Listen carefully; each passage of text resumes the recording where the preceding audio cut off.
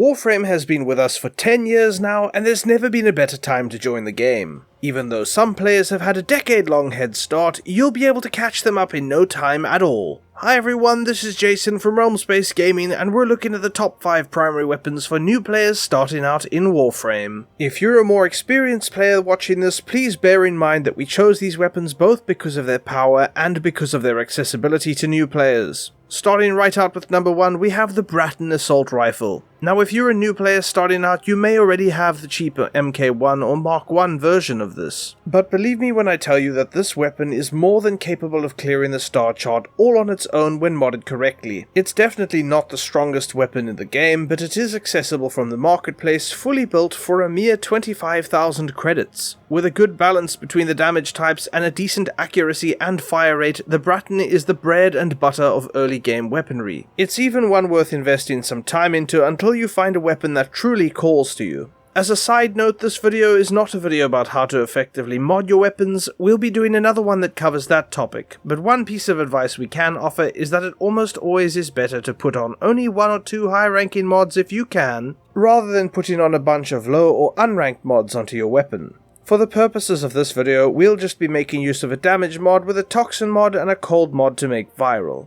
Seeing the Bratton in action might not seem like anything particularly special. It is, after all, a point-and-click assault rifle, but it is with fond memory that you'll look back on this once you're mowing down enemies with a Bratton Prime. The second weapon on our list is called the Boltor. Known for its armor-piercing puncture damage, you can purchase the blueprint from the marketplace for 15,000 credits and craft it in the foundry using 2 neurodes, 100 alloy plates, 900 salvage, 600 polymer bundles, and another 25,000 credits. It'll take 24 hours to craft, so for our demonstration we'll be using the Telos Boltor, its marginally stronger cousin, purchasable from the Arbiters of Hexus once you gain their favor. The Boltor is an assault rifle different from the Bratton in that it fires a stream of high puncture damage darts that carry on forwards even after you've killed your initial target, pinning them to a wall or hitting further enemies behind them. You'll be facing a lot of Grineer early in the game, and their toughest units are made so by the armor that covers their health bar, another challenge which the Boltor should help to overcome.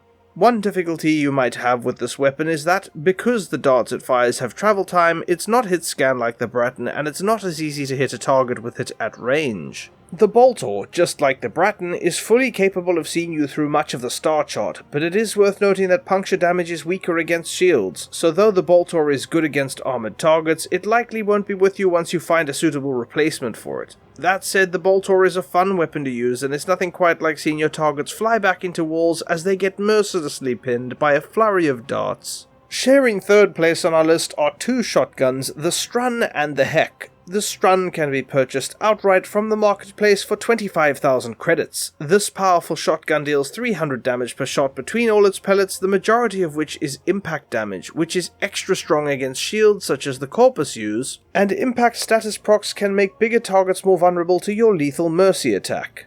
The Heck, meanwhile, does 525 damage between its pellets, the majority of which is puncture damage. It cannot be bought outright, however. You'll first have to get the blueprint from the market for 25,000 credits and craft it using another 25,000 credits, 5 neurodes, 900 circuits, 1,200 salvage, and 100 rubido. Though they are both shotguns, their function is rather different. The Strun has a much lower accuracy and higher pellet count, meaning that each individual pellet does less damage, and because of the accuracy, you'll need to engage your targets up close, but do that and you'll be easily blowing them away. The Strun also reloads 1 shell at a time. The Heck can take on targets at a longer range, however, and reloads a whole mag at a time. There has long been debate between which is the better of these 2 shotguns, and whilst we'd personally vouch for the Heck, it is a little expensive to build early on, and the Strun might prove to be a safer choice for a shotgun if one tickles your fancy. Just remember that their strengths lie in 2 different areas, so it might even be worth you keeping both around.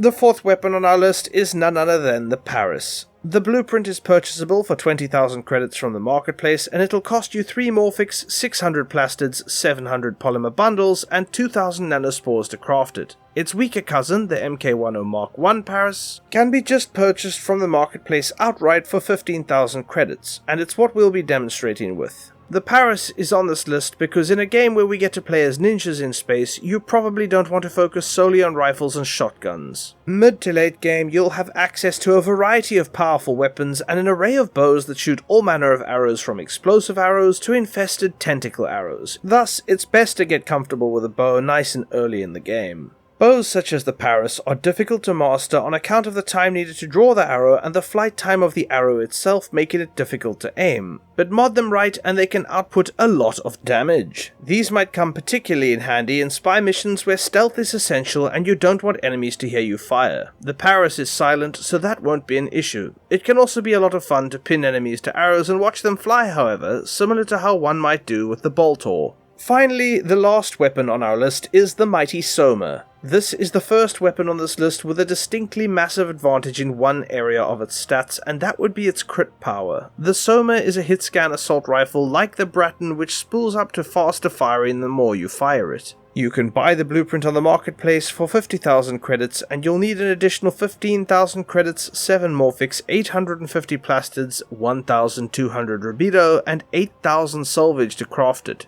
You'll also need to be at least Mastery Rank 6. Now, this weapon may seem expensive, but it is quite worth it. The stats are so solid that when you compare it to its prime variant, the only thing that changes is it gains a little bit more maximum ammo, a bigger magazine, and a mere 3% more status chance. The other weapons on this list have a variety of ways you could mod them, but the Soma's strengths lie in the high crit chance, crit multiplier, and fire rate. If we use this to our advantage in modding with crit-focused mods, it becomes a weapon of incredible power that will easily carry you through some of the most difficult areas of the star chart. If you find yourself struggling with ammo, be sure to use an ammo mutation mod or the Carrier Sentinel to keep yourself stocked up so you can keep the bullets flying. Even some of the more difficult enemies are quickly melted by the Soma's supreme critical power. We hope that this video helped you decide which 5 weapons you should be aiming for first if you're a new player in Warframe, and if you're an old player, we hope you got something out of it as well, and perhaps it reminded you of earlier times. In any case, if you'd like us to keep covering Warframe or games like it, give us a like and subscribe, and let us know down in the comments below what you'd like to see next, as we'll bring you guides that are quick and let you jump straight back into gaming. I also encourage you to check out our Discord server, where we're growing a passionate community of gamers and giving away some of the top titles. It's a place just to have fun, talk about your favorite games, and connect with the community here at Realm Space Gaming. My name is Jason, and here's a big thank you from everyone at Realm Space Gaming for watching, and don't forget to enjoy the rest of your day.